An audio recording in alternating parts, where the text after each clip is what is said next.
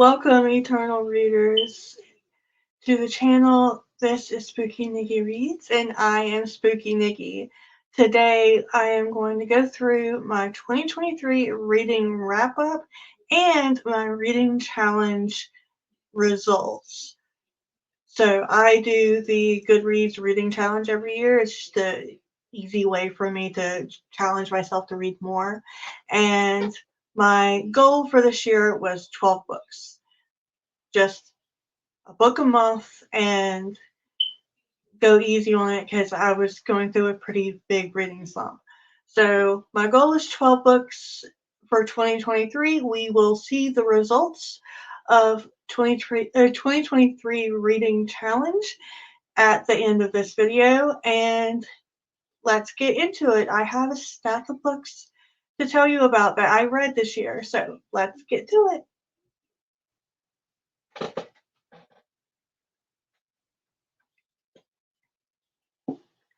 Okay, so there is not going to be any sort of organization of this, except if I read multiple books from the same author, I will put them all together.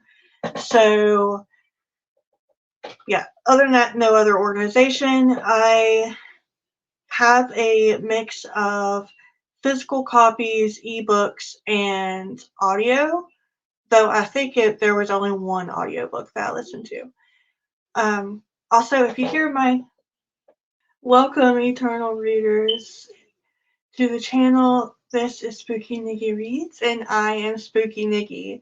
Today, I am going to go through my 2023 reading wrap-up and my reading challenge results. So I do the Goodreads reading challenge every year. It's just an easy way for me to challenge myself to read more.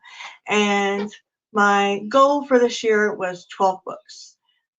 Just a book a month and go easy on it because I was going through a pretty big reading slump. So my goal is 12 books for 2023. We will see the results of 2023 reading challenge at the end of this video, and let's get into it. I have a stack of books to tell you about that I read this year, so let's get to it.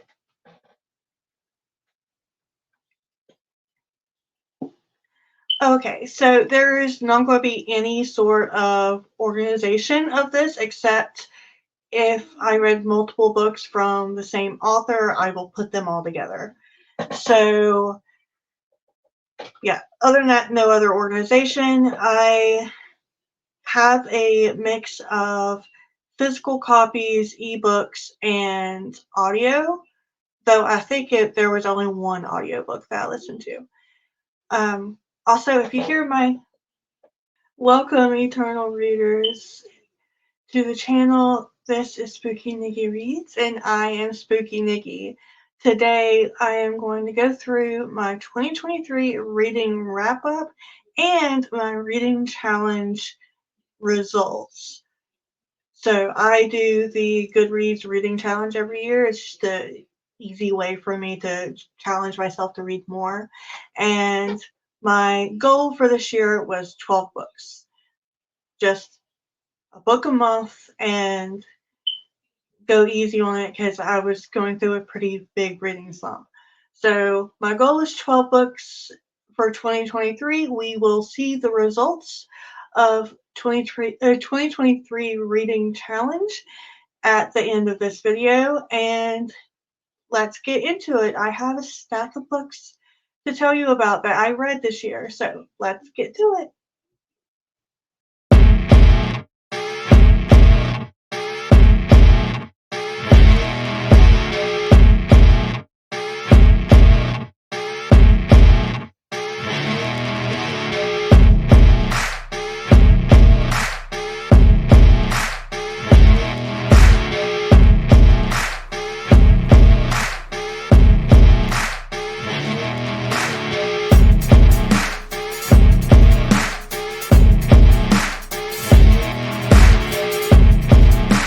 So for the first book, I read The Eyes of Darkness by Dean Koontz.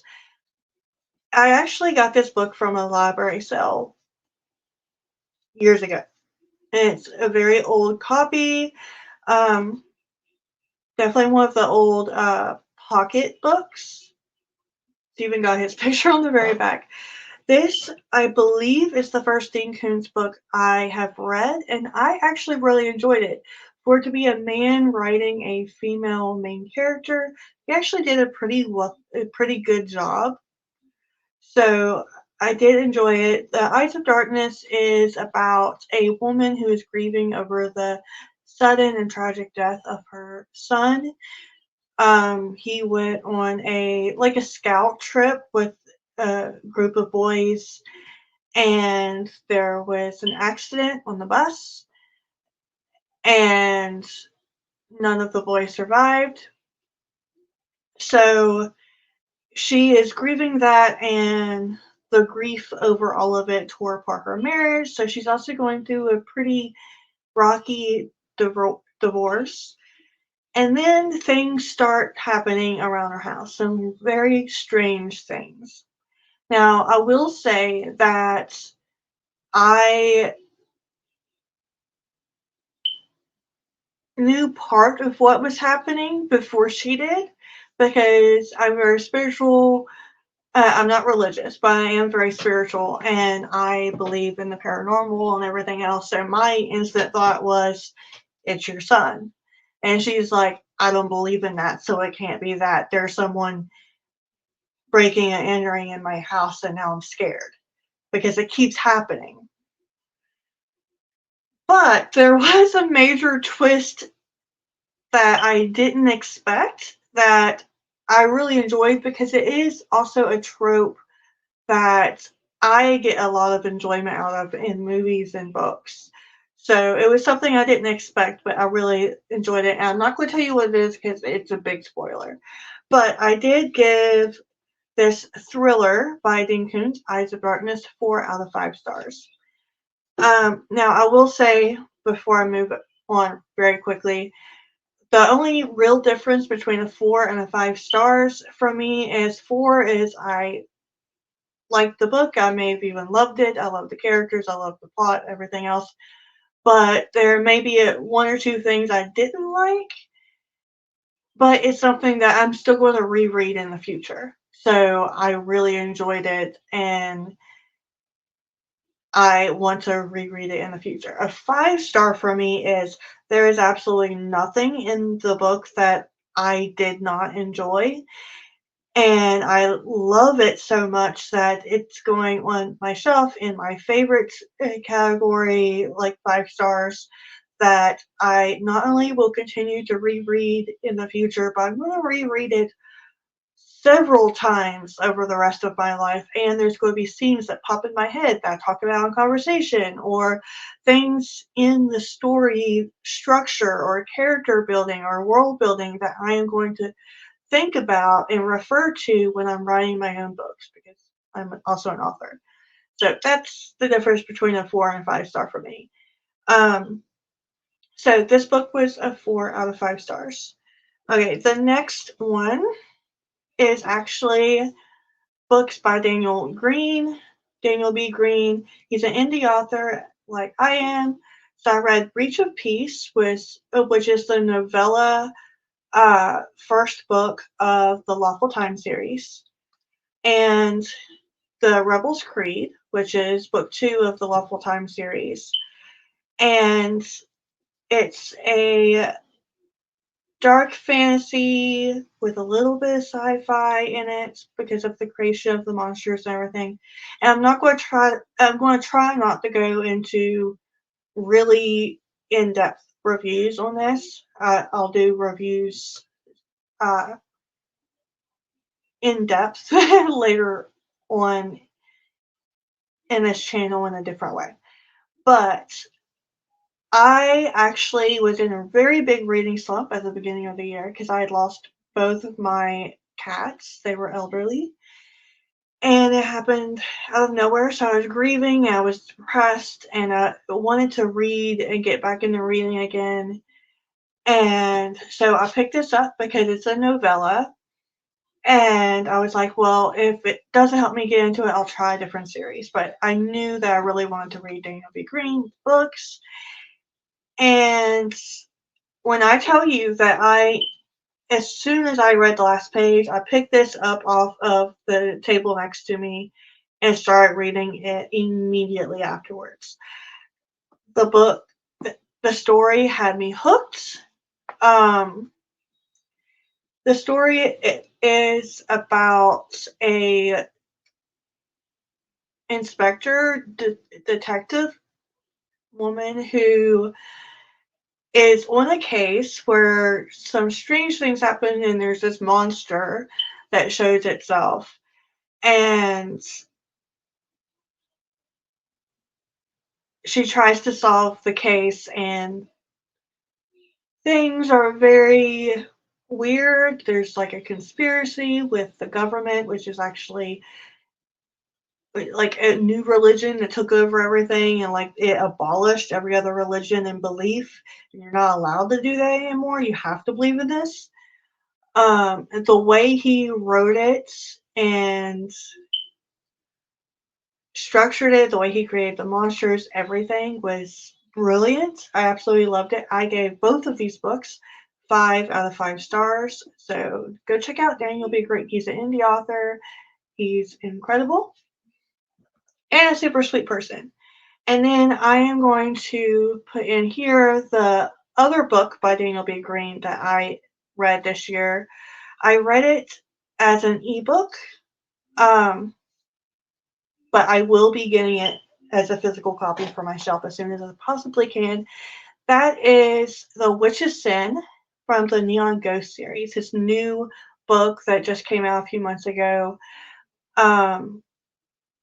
It's incredible. It's sci-fi, fantasy, about this main character who, ironically, is also uh, out trying to solve a case, but she's sort of like a hired on, sort of like a PI that goes about things not so legally. And the entire world is absolutely beautiful, and every floor of the structure is an entirely different feel of the world, and the characters in it is incredibly crafted, as is the world. There's vampires, there's witches, there is uh, drones and neon advertisements everywhere, and the gas that forces everyone to live indoors above the ground. Uh, there's just so much stuff going on. I'm stumbling over it right now because I'm trying not to go into depth over it. But this series, I cannot wait until the next book comes out. I am so excited for the next book. And like I said, I will be getting The Witch's Sin or A Witch's Sin on paperback as soon as I can. So I actually gave that book 5 out of 5 stars too. So far, Daniel B. Green is a 5-star author for me. Okay, and the next book I read this year is Small Town, Big Magic. I actually picked this up as the first book for me and my bestie to buddy read.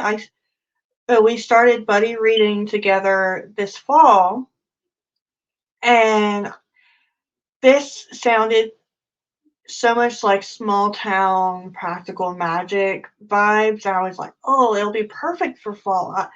I'm feeling the fall vibes. We were both feeling it. We wanted it to cool down and the leaves to start changing colors, and this isn't really fall.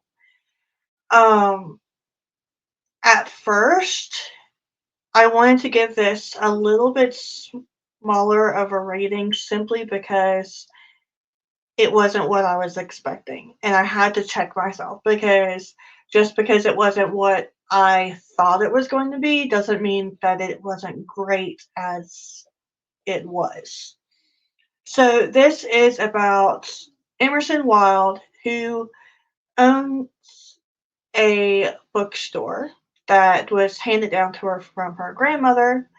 Her parents left the town and never looked back, and her sister pretty much did the same thing when they were very young, and she refuses to talk to Emerson at all, and it hurts her because she remembers when they were so close that she doesn't understand why she turned her back to her in the town.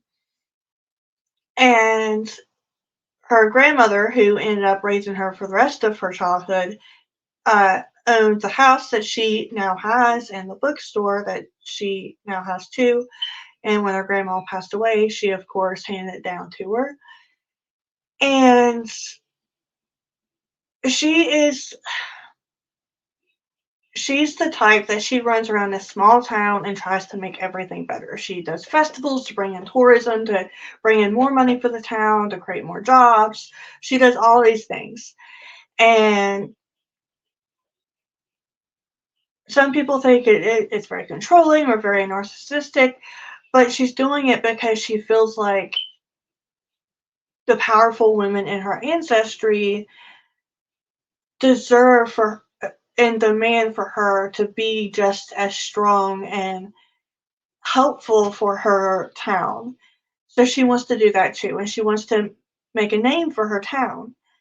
And then she gets attacked, and she kills the thing with magic. And come to find out, she's a witch, and so is most of the people in her town. And then the truth unravels, and it's a whole thing, and it's really good. I will say it is really, really good. I really enjoyed it.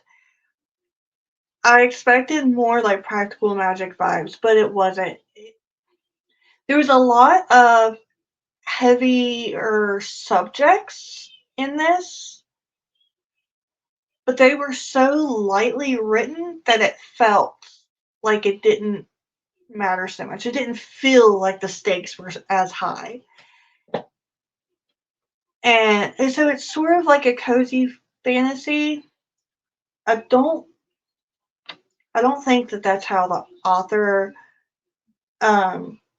Hazel Beck categorized it, but it almost feels like a cozy fantasy because even though there are big things happening and dangerous life or death things happening, it doesn't feel so high stakes.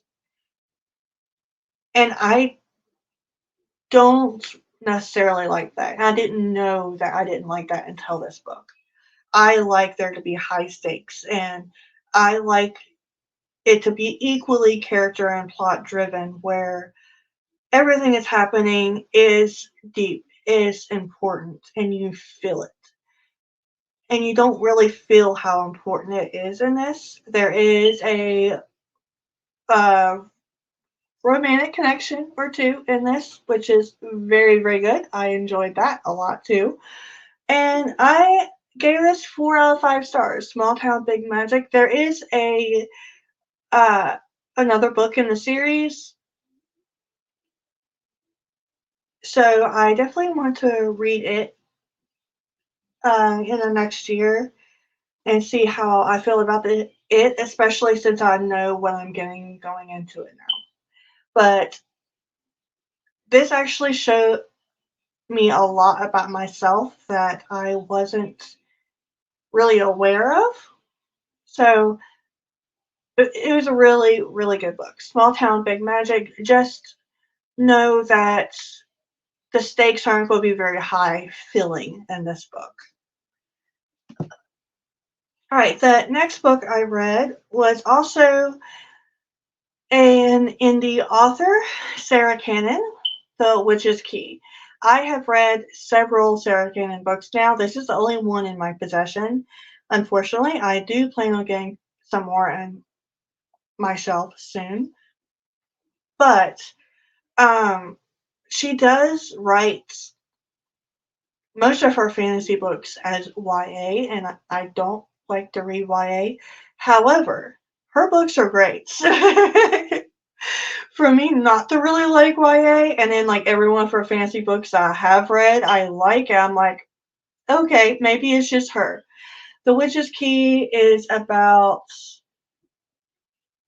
Lenore, or Lenny, who is a 17-year-old witch. Her parents died, and her god uncle, great uncle, Martin, is taking care of her now in this creepy, haunted looking house in this new town. And then this mysterious boy comes into her life. Now, she is trying to get to the next phase of her witch training, and you have to be able to do certain things for it. So she has this witch cabinet, and her key will only open certain parts of it until she makes it to the next level of her training, and then her key transforms into like one with a different stone on it or whatever, and it opens up even more compartments in this cabinet. So she's trying to get better at her training so she can do what she wants and maybe become a fighter like her parents. And then this mysterious boy comes into her life, and she finds out that girls in her town are disappearing.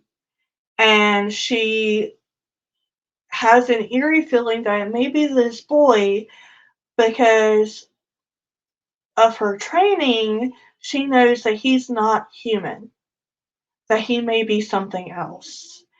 And she is determined to find out what he is and if he's taking these girls and do what she has to save them.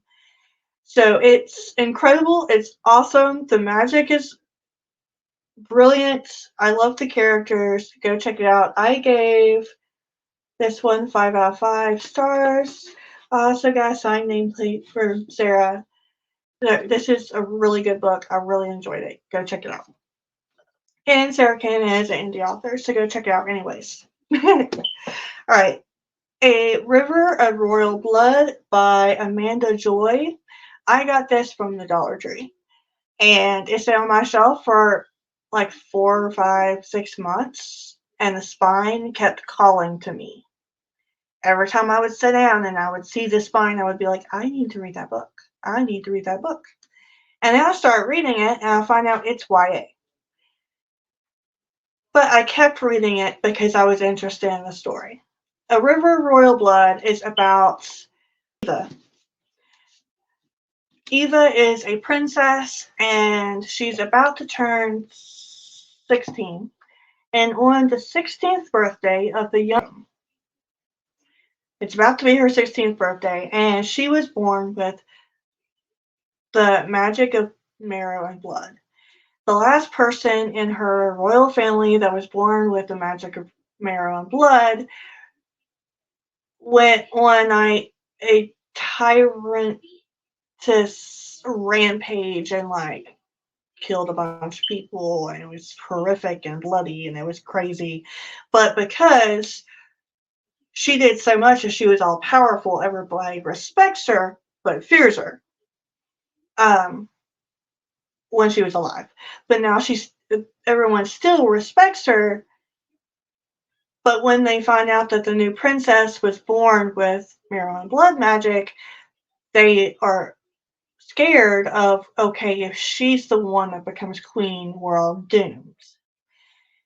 And so she's dealing with that, and the fact that even though she was born with the magic, she never learned how to use her magic because it was so hidden within her that it only started showing up right before her birthday, and she has to quickly learn how to control her magic and to be able to fight her sister in a fight that she doesn't want to fight. And she sees how cruel and horrible the tradition is, that she doesn't want to do this, but she knows that she's going to have to if she's going to survive. So it's either do the horrible thing and possibly survive, or just know that it's going to happen anyway and you're going to die. So it's crazy. This is the first book in the series.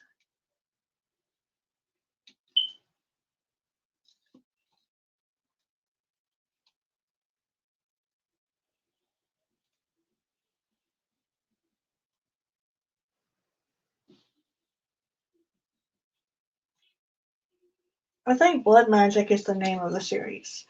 It's been a little bit since I read it, but it was very, very good. I did give it 4 out of 5 stars. Again, this is a YA fantasy, and it's a diverse author as well as diverse characters, so you definitely need to read it. 4 out of 5 stars, and it's a YA, so that's big for me. However, I don't want to keep this. So I am actually going to gift this to my godson for Christmas, and then I'm going to buy the next book in the series and read it, and I'm going to gift that one to him as well for his like birthday next year or something. That way I can still read the series, but it's not on my shelf because it's YA and I don't really read a bunch of YA. And I don't really have any interest in rereading this, even though I did give it 4 out of 5 stars because it is very good. So I will be unhauling this and giving it as a gift to my godson, but I'm still going to continue reading the series. So definitely go check it out. All right, so the next book I read was Mrs. Death by Selena Godin. I hope I don't wreck that name. This is a literary horror. This is the first literary horror I've ever read, and it's incredibly brilliant.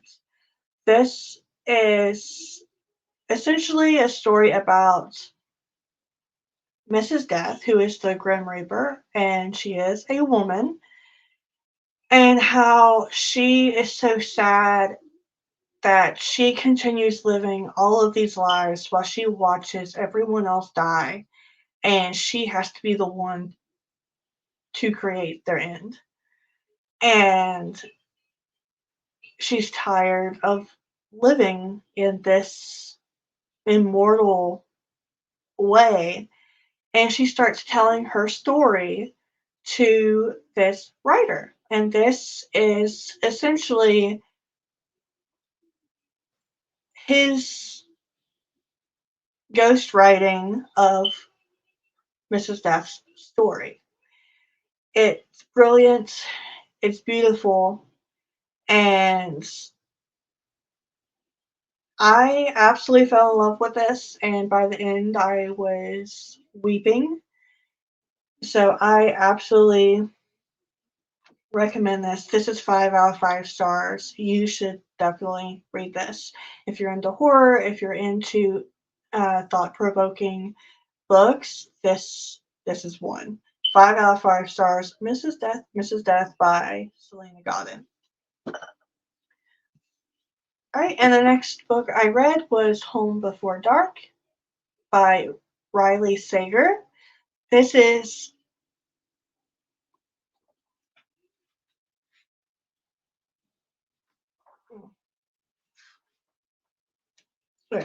this is Sager's first book I have ever read, and now I can't wait to read the next one. I did start reading this as an ebook last year. No, it was this year, I think. Yeah, I think when I looked at it, it was like, no, it was like October last year I started reading it. And then with the cats dying and everything, like I just couldn't read anymore for a while. And I seen this in a booktube video, and I was like, wait, I need to go back to read that because it was really good. I was really into it. I need to go back and finish it. And I went back to read it, and I was afraid I was going to have to restart to remember everything. No, I just fell right back into the story. And I immediately ordered it on paperback for my collection as soon as I finished reading it. Home Before Dark is is a thriller horror. Well, it's a horror, but it's also sort of like a thriller. And I gave it 5 out of 5 stars. The premise of the book is Maggie has grown up with this shadow over her because her father wrote a book about a haunted house that they lived in and the things that the haunted house did to their daughter Maggie. She thinks it's all BS, and it strained her relationship with her parents, everything else. Well, now she flips houses for a living, and then her father passes away. And his last dying words to her was telling her that the house that they ran from when she was like 6, he still owns. It's in his name, and she's going to take possession of it as soon as he dies. And he begs her not to go there because it's not safe for her. That's his dying words to her. I still own the house. Don't go there. It's not safe for you. I'm paraphrasing. So, of course, she's like, that entire story is BS. That book has overwhelmed my entire life. Everyone talks about the book in the house, and it's BS. But I'm a house flipper, and I just got a new house for free. So I am going to go flip this house and sell it and go on about my life. So she goes to the house, and she is trying to fix it and do these things, and weird things begin to happen. Things that are oddly familiar to what happened in the book and to memories that she is trying to deny having. It's creepy, it's eerie. There are twists in it that I didn't really expect, and I loved it. The entire way that Sager wrote it and everything, I loved it. So, Home Before Dark, I gave it 5 out of 5 stars. I really, really enjoyed it. And Riley Sager is one author that I am absolutely going to read more from in the coming year, because if the rest of Sager's books are as good as this, it may be they may become an author for me. Another book I read this year is Delicious Monsters by Lizelle Sandbury. Lizelle, if I butchered your name, I am very, very sorry. But this is an ARC that I received in a giveaway, and it's incredible. It is also YA, and I didn't really expect it to be because it follows two POVs. One is the teenage girl who lived in this creepy house that is like a bed and breakfast or Airbnb. And the other POV is an adult woman who has a channel, like YouTube channel, where she investigates like abandoned places with her partner, but they work for a company that runs all of these different channels. And it actually makes me think about whether there's actually a company like that running so many channels here on YouTube. It's a possibility. This is a diverse author as well as diverse characters, so go check it out. It is brilliant. There are some things in this story that had me twitching from being so uncomfortable and just freaking gross. There are also parts in it that can be very, very, very triggering if you've went through any molestation or sexual assault. So be careful. Read the triggers, please. So it was pretty triggering, but I'm pretty good at compartmentalizing my trauma to still be able to enjoy a book and actually finding more enjoyment in it, because it's showcasing the true evils of the world and not just saying, oh, we're not going to talk about that. Instead, I enjoy books that actually talk about the dark things that actually happen in this world and how they truly affect people. So I read a lot of books that with people with similar traumatic pasts like me would be incredibly triggered and not be able to read. I read them as part of my healing. And I really enjoyed this. The story is about a girl named Daisy who sees dead people. And this has plagued her entire life. And when she was younger, she had a couple really messed up situations where the stronger spirits like tried to attack her. And so now she's terrified of the dead, but she can see them. So it's like an all day, everyday fear. And she also had another incident where she thought a girl in the playground was one of the stronger spirits that were trying to hurt her. And it wasn't. It was just a little girl that was being a bully or whatever. So there was a major violent fight and everything else. So everybody talks about that, saying that she was a little cuckoo and she had screw loose and all these other things. But really, she's seeing stuff y'all don't see. um, and her mother, who she has a very complicated relationship with, same. Um, but as a mother myself, there are certain things that are just normal for me to talk to with my kid about. And Daisy's mother won't talk to her about anything. She doesn't hardly know anything about her mom, except that when her uncle that she never met passes away, her mom inherits his lake house. And like her mother is very messed up in the way she doesn't show her emotions. She doesn't give anything of herself to anybody, not even her own child. So there's a lot of times that the things she says and does are pretty emotionally abusive. And then there are times that she is just a complete wreck, and Daisy, as a kid, has to take care of her mother.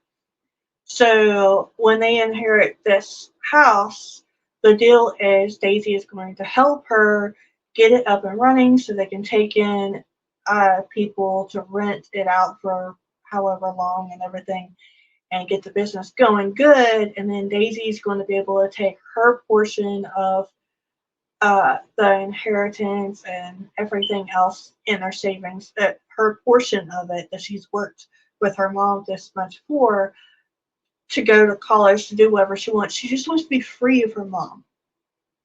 And so they get to this house, and her mother won't let her go in.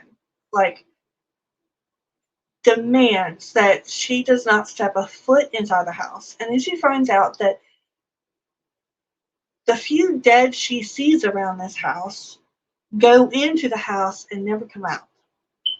The house is essentially like collecting all of these dead souls. And then weird shit starts happening to the people in the house.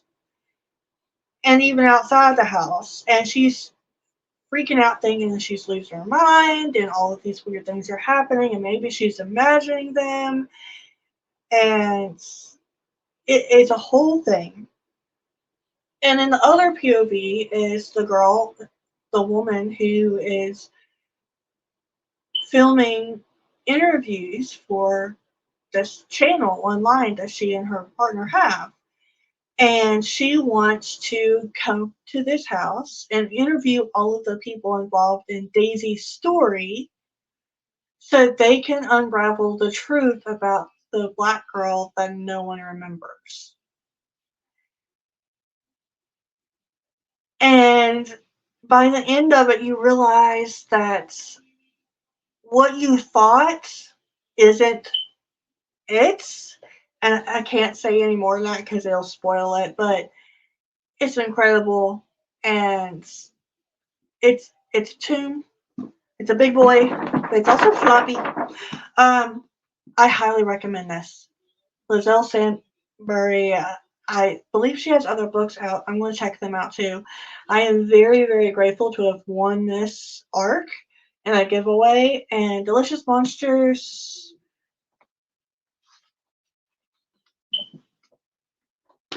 I I gave it 5 out of 5 stars as well. It tore me up sometimes and had me crying, and there were some parts that were just freaking gross that made your skin itch and crawl. And the way she wrote this is brilliant. Go check it out. All right. And then I read Megan Abbott's Give Me Your Hand. This is a thriller that I bought from the Dollar Tree for like $2.50.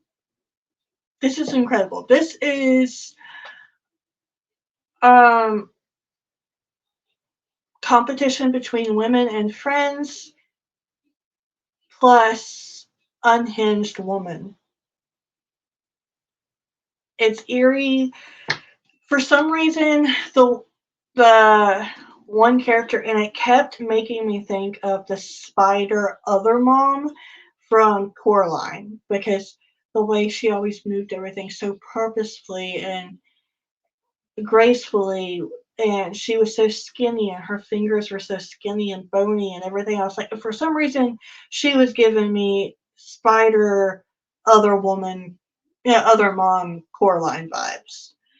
But the first third of the book was very slow, but then it picked up big time. And I think that it was so slow in the beginning on purpose to help you reel the reader in without the reader knowing that they're stuck now. They're hooked. It was brilliantly written, and it kept going back and forth between the present day and the past. So the premise is this girl who grew up in a small town uh, had a friend that she met at camp that ended up transferring to her school. And they ended up getting into science together and getting into this competition for this internship and all kinds of stuff. But then her friend tells her a really messed up secret. And the whole time you think that she maybe killed her dad. And maybe it was because her dad was like touching her or something. So for most of the book, you're like, what the freak is the secret? Tell me. Because it keeps going back and forth to when they were friends back then, and then after she told the girl the secret, how she was like, that's messed up, I can't be around you, you're freaking weird, da da da da. To the present day, where the present day, the girl is a scientist in a big lab, and she's working to get this big project with the woman that runs the lab. And then this friend from the past shows up and starts working in the same lab. And then they both get chosen for this project. So they're thrust together again. And chaos ensues and a bunch of twists happen. It's freaking eerie and creepy and weird. The one woman, it's freaking weird, but at the same time, I had a lot of very conflicting emotions during this, to the point that this book is a very huge reason I created this channel in the first place.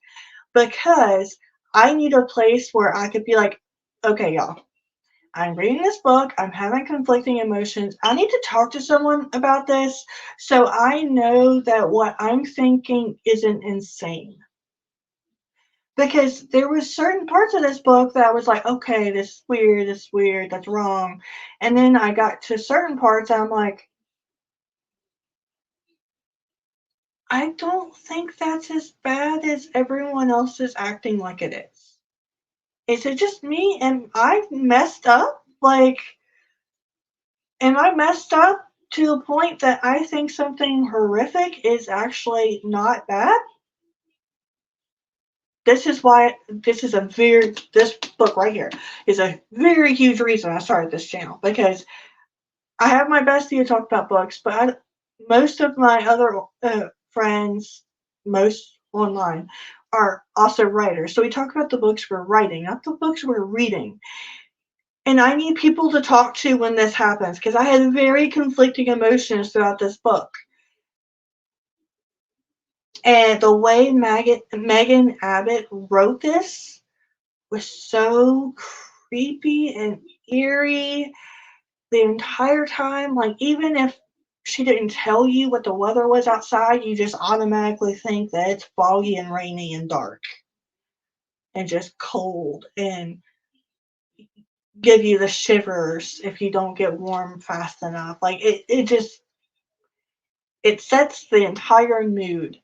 I absolutely love this book. Um, I gave it 4 out of 5 stars because there was a couple little things about it that I didn't really like. Um,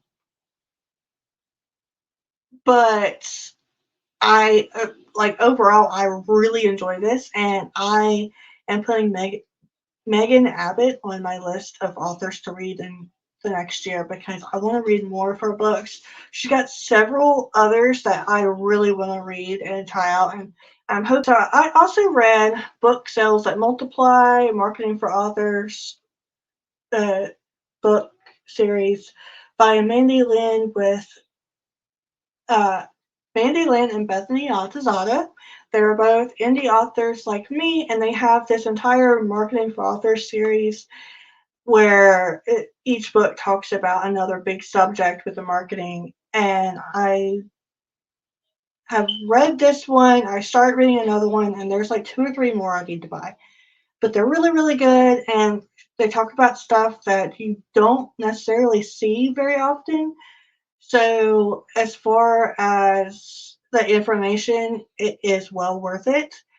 Uh, that's one reason nonfiction I don't really rate a lot, because there's usually 1, maybe 2 things that I haven't heard of before and I write down and take note of, but the rest I've heard of in every other book.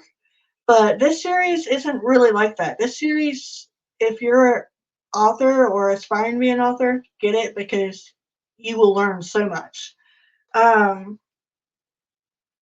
yeah, I gave it 5 out of 5 stars. For a nonfiction for me, that's big. So go check it out if you're a writer or author, because it's very helpful. All right, this is another nonfiction book, Psychic Empath by the Spiritual Awakening Academy.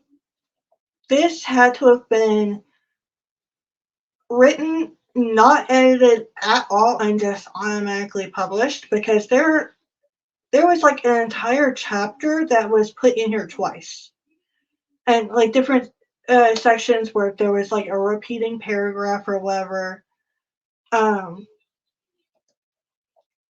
I don't really give nonfiction ratings for the most part, unless it's like something that I really learned a lot from or something. I got this because I am an empath, and I found out that I have clairaudience, which is clear hearing. Clairvoyance is clear seeing. Clairaudience is clear hearing. I hear messages from spirit. So I wanted to read more about it, and when I was trying to figure out what it was. So I got this. I learned some from it, some that didn't actually have anything to do with clairaudience. So there is some of it that I could use and utilize, but some of it that I can't. But I am going to keep it on my shelf just so I can look back on it for reference when I need to. So I actually did not write this at all because it's just one of those books I'm not going to. Alright, so I read this romance. It's a rom-com called Funny Feelings by Tara Dewitt. I'm so sorry if I butcher that.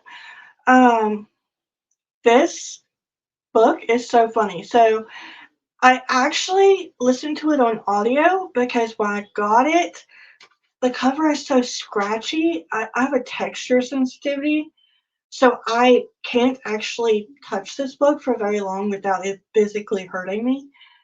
So I actually bought the audiobook and listened to it, even though I have it on my shelf. And I am so glad I did because the audiobook, the people that narrated it were great, and the way they narrated it was awesome. And I actually listened to the majority of this while I made Thanksgiving dinner. And when you know how everyone you grew up around said, "Oh, the secret recipe is love." Well, what if you're reading a romance book while you're cooking and you're not just feeling love? Like when people eat your food, are they going to feel that emotion too? There was some recipes that were messed up slightly because some blushing scenes popped up that I wasn't expecting, but they were really good. It's a bit of a slow burn, but I really, really enjoyed it. There is a bit of POV timeline switching. You get her timeline and his timeline, but you POVs, but you also get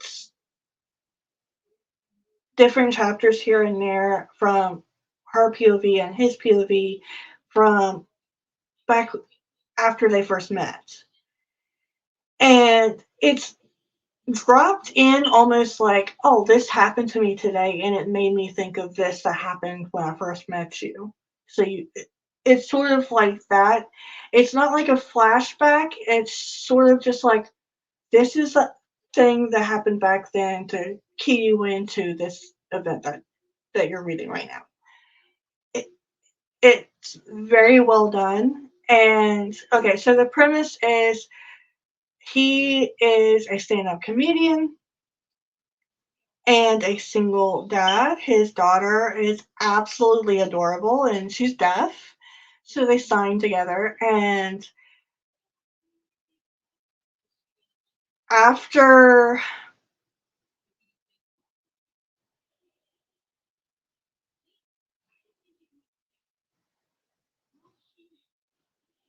I'm trying to remember. If I remember correctly,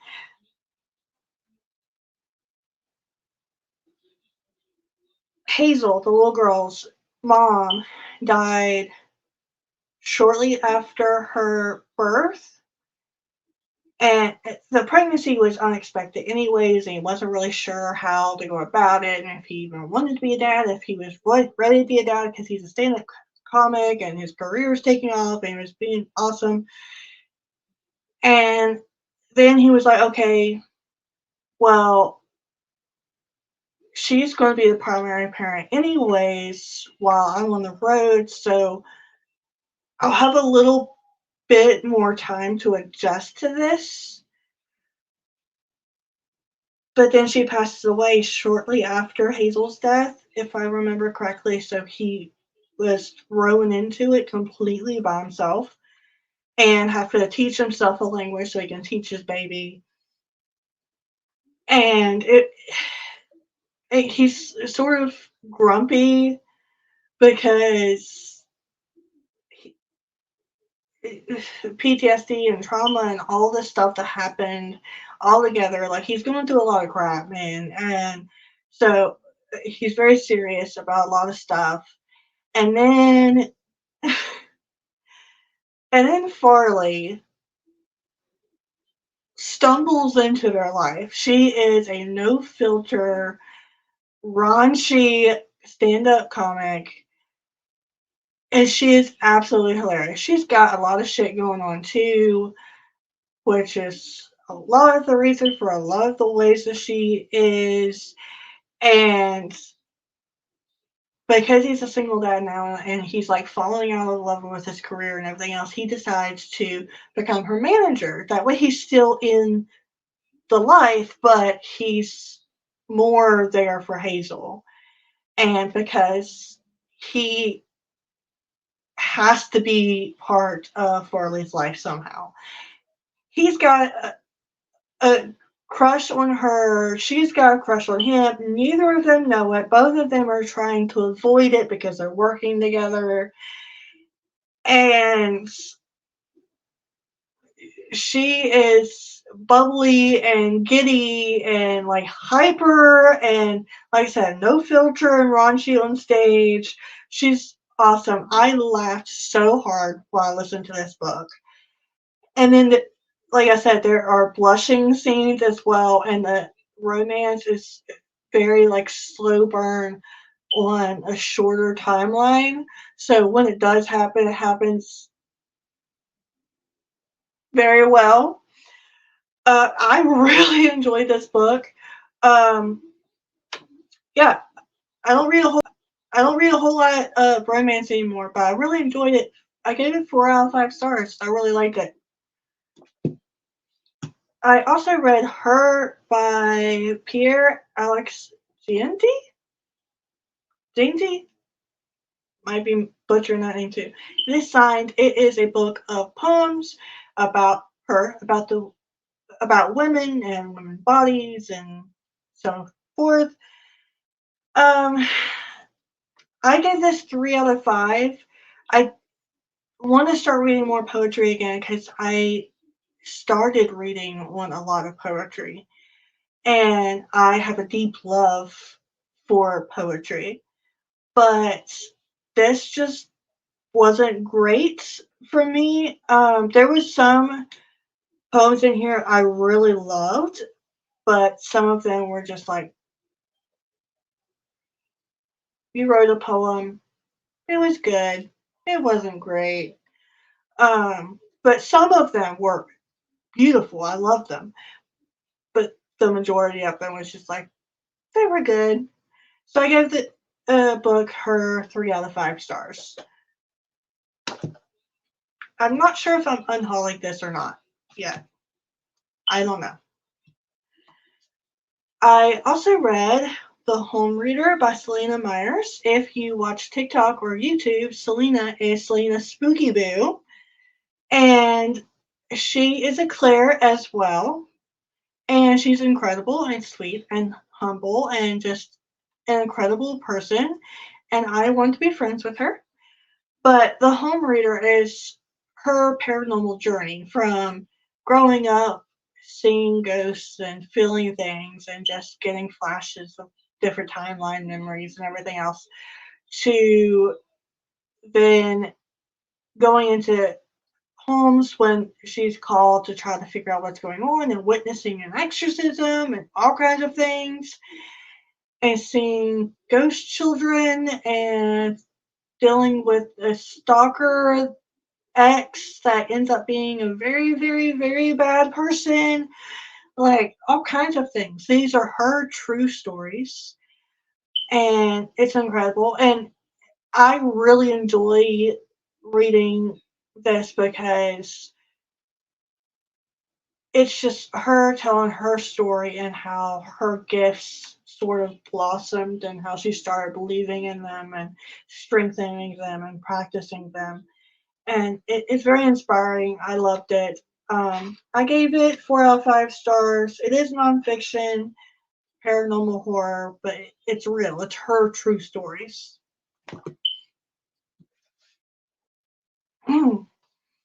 I also read In Shadows by Kyle Core. This is a horror poetry collection from Kyle Core. And he has quickly became my favorite modern poet. I actually entered a giveaway contest with him to get this, and part of the entry was looking at it and say like why you wanted it, etc., etc.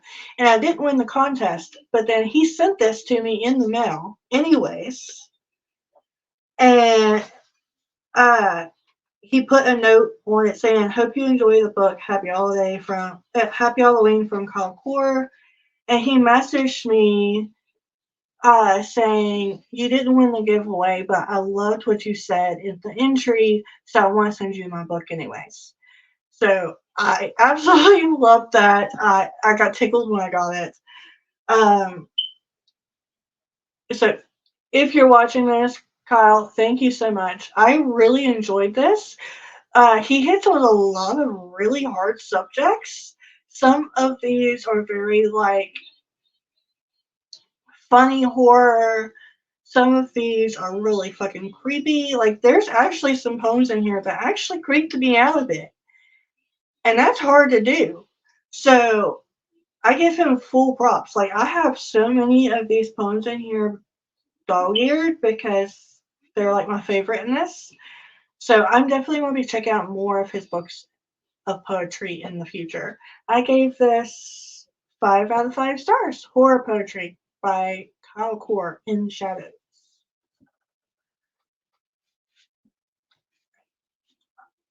And then Unburied Carol by Josh Mallerman.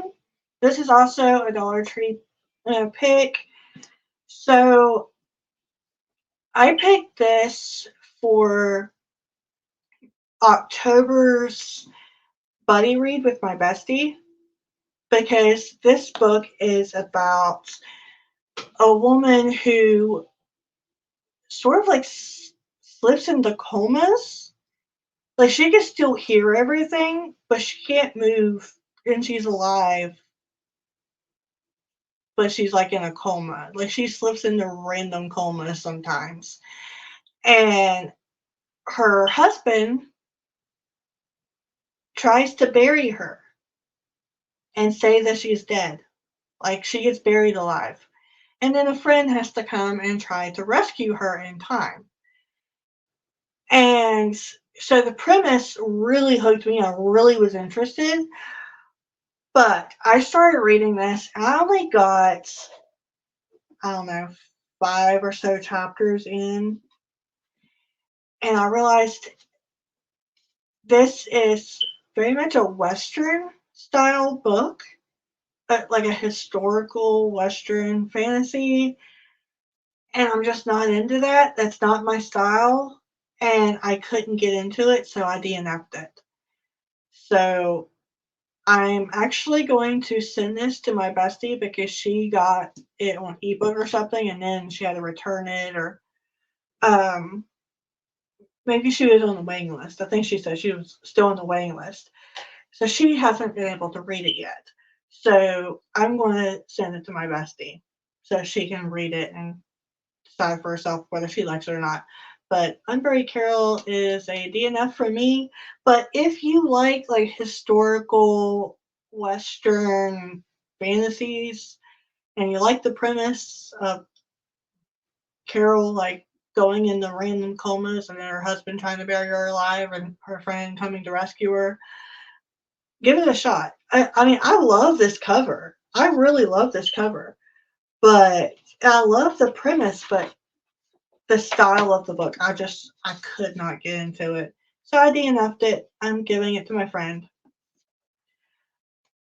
I also read Darkest Dawn. I'll pop it up on screen by N. Owens. It is a dark romance. I received it as an ARC and gave it 4 out of 5 stars. It is very steamy. Um, and if I remember correctly, it was a short story or a novella. So it's very short. It's about a girl in college. Her family is like a gangster family, mobster family, and she has a stalker who has put a camera in her bedroom. and bathroom and other things that she knows and she's into it. So she sort of like does stuff on camera anyways, just because it turns her on knowing that he's watching. And he'll like randomly text her and like get the fires burning, but she doesn't know who he is. And then they plan on meeting during this Halloween party, like play a game to try to find out uh, who the stalker is. And it gets very hot and heavy very quickly.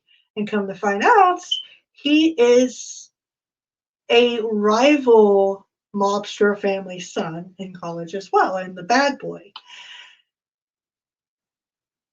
It's very hot, very sexy, steamy. I very much enjoyed it. But it is very good. It's very steamy. I would go check it out if you're into that. I gave it 4 out of 5 stars. I liked it. Darkest Dawn by N. Owens, dark romance.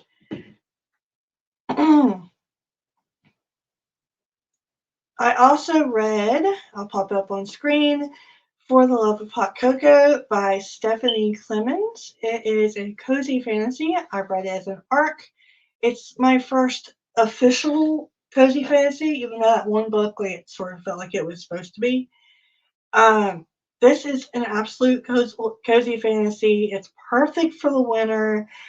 It's about this girl who has just opened her own, I call it a treats shop because it's like all things chocolate. She does like the pastries and stuff, but she also does hot cocoa and she does her own spin on recipes. And when I tell you that every one of them sounded delicious, I actually recreated some of the recipes myself since reading it because it was delicious. Oh, also, she has a pet dragon. And it's like this snowy little town at the bottom, like village, by a kingdom, and she and the prince start talking, and she doesn't know it's the prince, or no, he doesn't know that she is the same woman that is going to be doing part of the festival that he has been talking to, even though it's very obvious and everybody's been trying to tell him, but he's just and her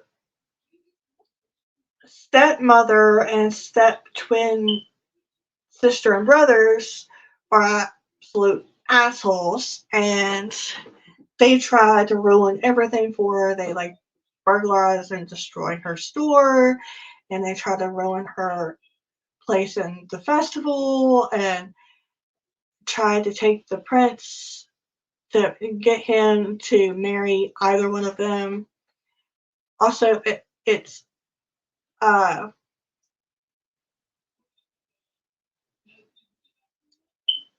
queer ally. It's not really the right word, but the brother wants the prince just as much as the sister. But they're assholes, so we're not rooting for them. We're rooting for the girl with the dragon and the treat shop, and it's so sweet and loving. And even though there's like hints of weird, it's not weird stuff, like bad things going on, like politically, but it's very lighthearted. And even though the steps are being assholes, like you're rooting for the girl the entire time, and you're just like, I want to go kick their asses for you, and she's like, no, I don't want to hurt anyone, and I don't want to make things worse. I want to just live my life away from them now. And I'm like, you're so sweet. Let me kick their ass. And now I want a pet dragon too. So it's very, very sweet and wholesome. I absolutely loved it. Again, go check out For the Love of Hot Cocoa by Stephanie Clemens. She's also an indie author. And go check out this cozy fantasy. I gave it 4 out of 5 stars. I also read, I'll pop up on screen, Seasons Pass by Meryl David. It's a horror book. I read it as a buddy read in August, I want to say, with my bestie. And Seasons Past is sort of about this haunted amusement park, but I have a lot of hiccups with this book. It could have been incredible because when you think of horror and creepy haunted amusement park, you know where your brain goes. Well, this book went completely the opposite direction, in the direction you're like, but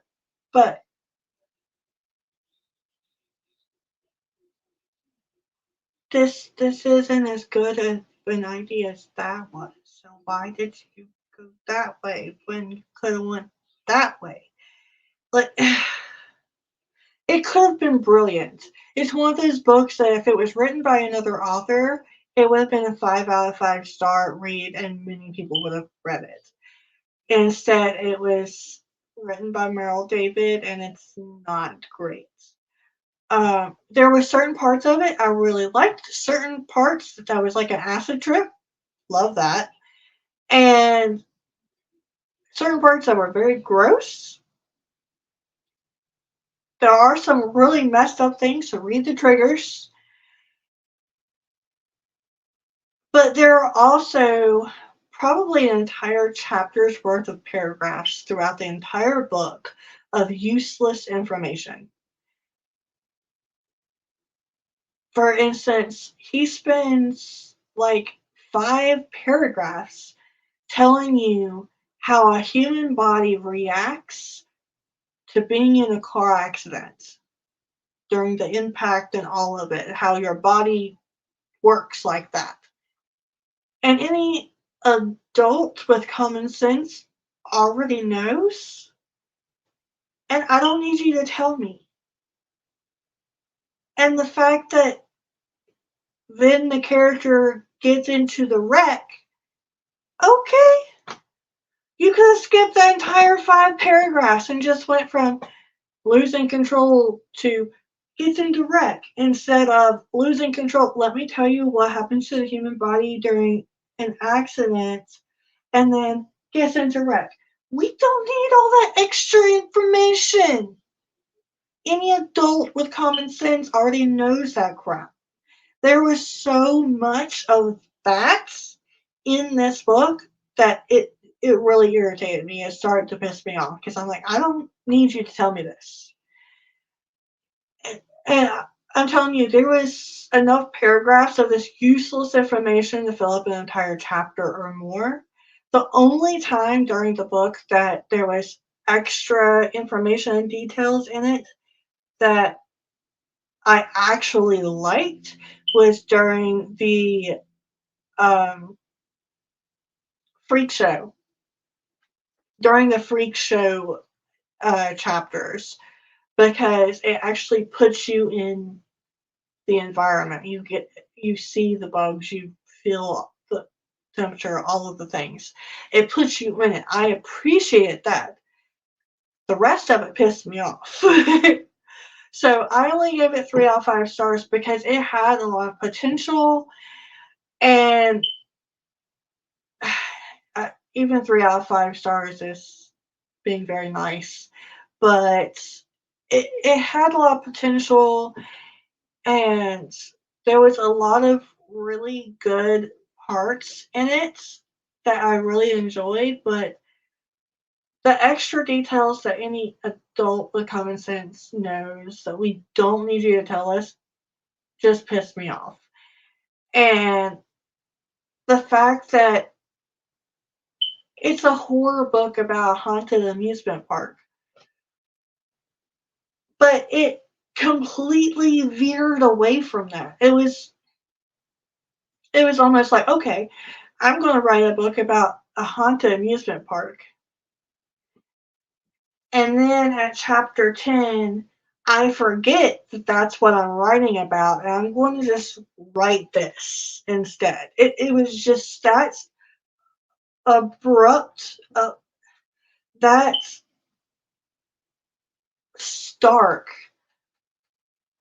of a detour from what it was supposed to be. What even the beginning of the book made it appear like it was going to be.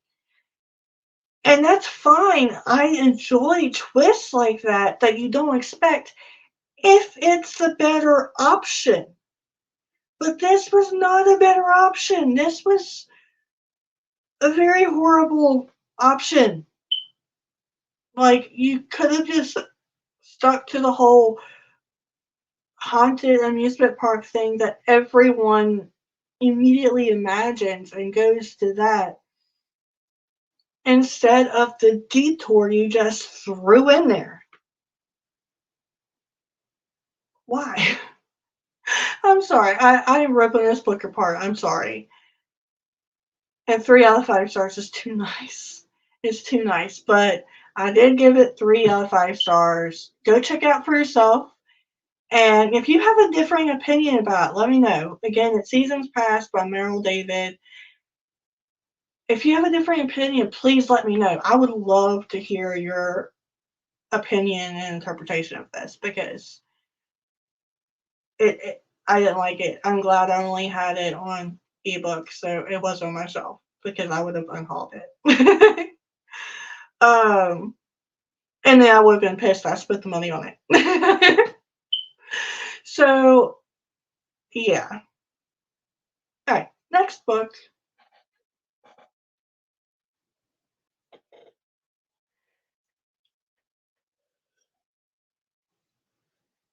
My coffee went cold, so I'm gonna have to heat that up in a minute. Anyways, so I read Unthaw My Heart by Harmony Noble. And I gave it 4 out of 5 stars. I'll pop the picture up. I read it as an arc.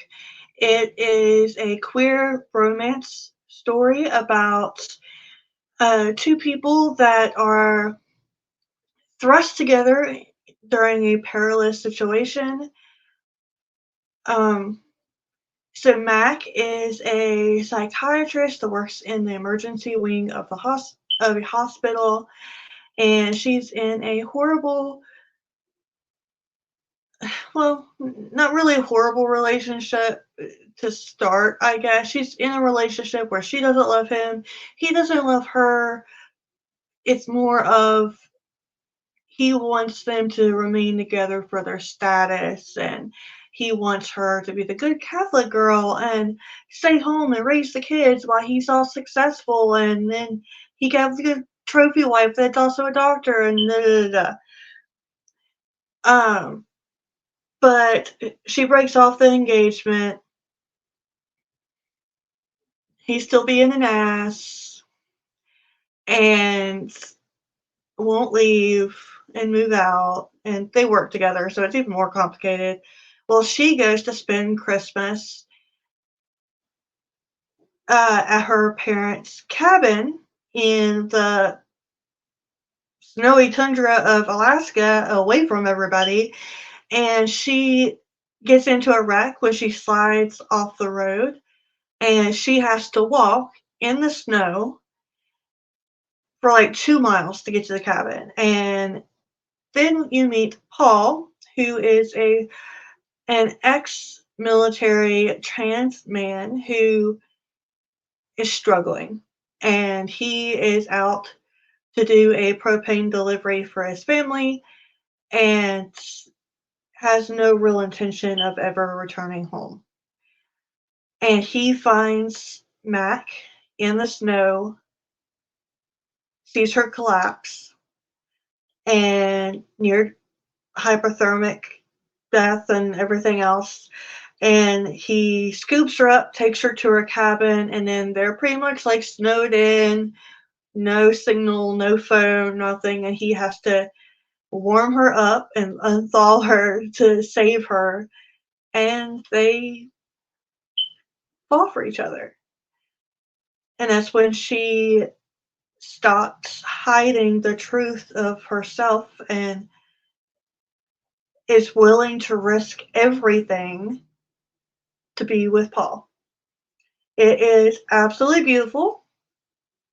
It is a novella, so it is very short, and it is beautiful. It's a very beautiful representation of the coming out phase and being trans and being accepted or not accepted and how people treat you. I still want to punch Bryant in the freaking face. But thankfully, both of them have very supportive families and friends. And everything ends up being a happily ever after ending. And it's beautiful. It's a very cozy, wintry, queer romance book that's perfect for a snowy day when you want to curl up with a good book and a hot drink. So definitely go check it out. I absolutely loved it. I love the representation and how it all was represented and discussed and all of it. And it was very beautiful. I love it. I am giving it 4 out of 5 stars. Again, that's Unthaw My Heart, here or there, by Harmony Noble. So go check it out. They also, if I remember correctly, it's a twin sister co-author team. They also, Unthaw My Heart is part of a wilderness retreat. You'll see the picture up here. You'll see what words I'm trying to think of. Series. It's all a standalone series that are all connected novellas. So I'm definitely going to go check out more of the series soon too. So go check it out. All right, so I read Stephen King's Needful Things. I have the hardback. I got this at a library book sale several years ago. But I decided to read the audiobook because I planned on reading this with another huge stack of books in October because I wanted all the spooky vibes, and I decided to do the audiobook so I could do it and listen to the book whenever I was doing everything else, which was a very smart decision. Also, Stephen King narrated the book himself for the audiobook, plus the special effects. It was superb. But I will put the picture up somewhere up here of the audiobook picture because in the results at the end of this video, I don't know if I'm going to count it as the audiobook because that's how I listen to it, or the hardback because that's what I have. So I don't know which one I'm going to count it as yet. We will see what future me decides. But I'll also show y'all a picture of the sleeve that I seen when I was doing the reviews on Amazon and Facebook and Goodreads, because I post all my reviews there too. And this is a 1991 copy when it was first published, which is cool. My baby sister was born in 91. And one of the covers that popped up, the sleeve that popped up was for a 91 version, and it looks cool. I wish I could just get the sleeve because I don't want to have to rebuy it just to get the sleeve, but mine's naked. That's how I got it from the library. But it was really good. I really enjoyed it. Needful Things is about a small town who this new shop opens up in town with this new guy, and he starts selling some really valuable items that it's like they're specific items that they've been desiring forever. He happens to have and gives it to them with whatever they can actually afford. So it could be diamonds, it could be pearls, it could be pottery, it could be whatever it is that could actually be a value of $200 and he'll give it to you for $2 if that's all you got in your pocket. Which is a little skeevy anyways. But then every time he makes a sale, part of it, the deal is you have to do a prank for him later that's a harmless prank. And he ends up using all of the townsfolk's known knowledge of one another. Because small towns, you know everything about each other, or at least everyone thinks they know about everything about each other. Everybody's got secrets, and small towns, people decide to make shit up. And you would be surprised how much stuff I've learned about myself that I didn't know. And it's kind of like that. He uses the town's known knowledge of each other and this little bribe for the thing that they desire most, and weaponizes it against the people of the town, and all hell breaks loose. People go ape shit. It's really creepy, especially the audiobook. I highly suggest you listen to the audiobook because with the sound effects and King reading it to you, it's awesome.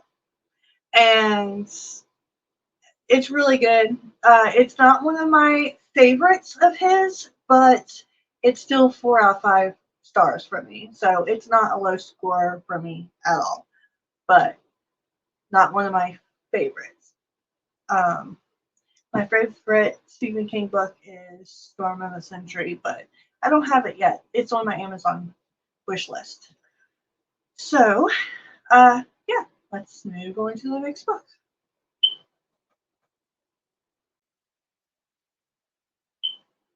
I also read Scary Book of Christmas Lore by Tim Rayborn. Look at that art. It's so pretty. There's a bunch of art in the book too. It's really short. It's like a novella. This is not a book of scary Christmas stories. This is a book about myths and legends like Krampus and their origin stories. What time of year that they come out, what you need to worry about, why they would come after you, all the different things. It's really cool. I really dig myths and legends, all that. I'm a nerd for it. So I really, really enjoyed this. I read it right before Christmas, like 2 days before. I really enjoyed it. 5 out of 5 stars. I also read Fellowship of the Ring by J.R.R. Tolkien. If you don't know, this is book 1 in the Lord of the Rings trilogy. I am reading the entire trilogy and Hobbit. I'm calling it the Middle Earth series for a reading vlog that you're going to get soon. I will explain why during the vlog and give the vlog. Just know that I gave it 5 out of 5 stars. I really enjoyed it. But of course I did because the Middle Earth series is one of my favorite stories of all time. So, yeah, go check it out.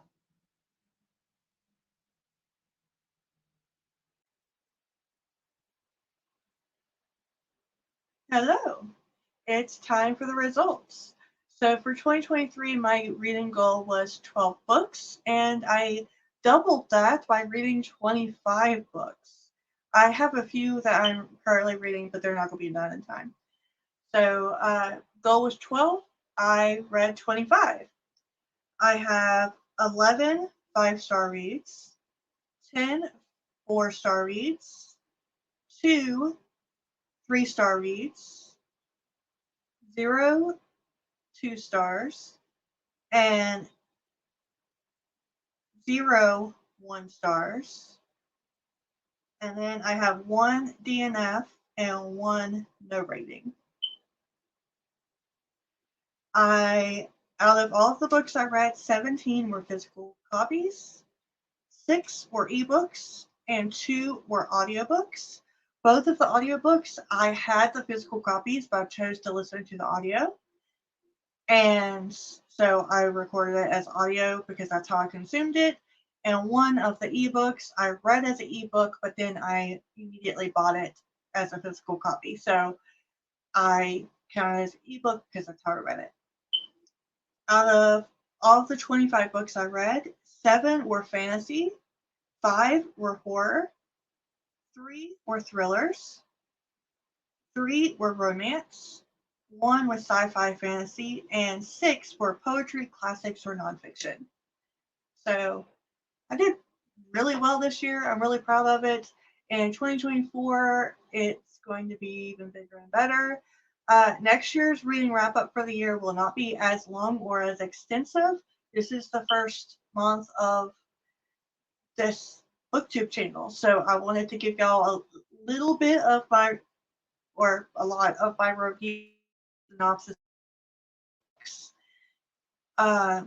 since I haven't done that on this channel yet. But next year I'm going to be doing the extensive reviews during the monthly reading wrap-ups, and then the year-end reading wrap-up, it's going to be like, I read this book, I gave it this many stars, next. So it won't be as long or as extensive next year, but that's why I did this year. I'm sorry that there was a few clips that were like messed up with audio or video. We had a couple snowstorms, and apparently everything messes up when my heat kicks on too. So I don't understand that. But those clips are re-recorded several times, and I just put up the best one that I could get and just went with it. This channel's for fun. I'm not going to allow myself to stress over any of this. But yeah, that's it. That's the results for this year. I exceeded my goal and I did really well. I'm very proud of myself. How many books did you read this year? And what was your favorite this year? I honestly don't know if I have a favorite because there were so many good ones. I read 11 5-star reads for me this year. 11. And so many of those were so brilliantly written and structured that I don't know. I don't know if I can say which one was my favorite this year. This year, I don't know. But next year, I am going to make myself choose my favorite book of the year. Next year, I am doing a reading journal, so you're going to see snippets of that throughout the year as well. And I want to keep track of it, and I am going to tell you and like set up like a confetti award thing, whatever, for my favorite read of the year next year. So yeah, it's gonna be fun. I can't wait to see how much this channel grows and how close we come as a community as we build and grow together over the next year too. So that's it for now. Happy holidays. I hope you have a safe and fun New Year's, and I hope you have an incredible year to come. I will see you right here on Spooky Nikki Reads next week on Sunday afternoon. All right. Bye, Eternal Readers.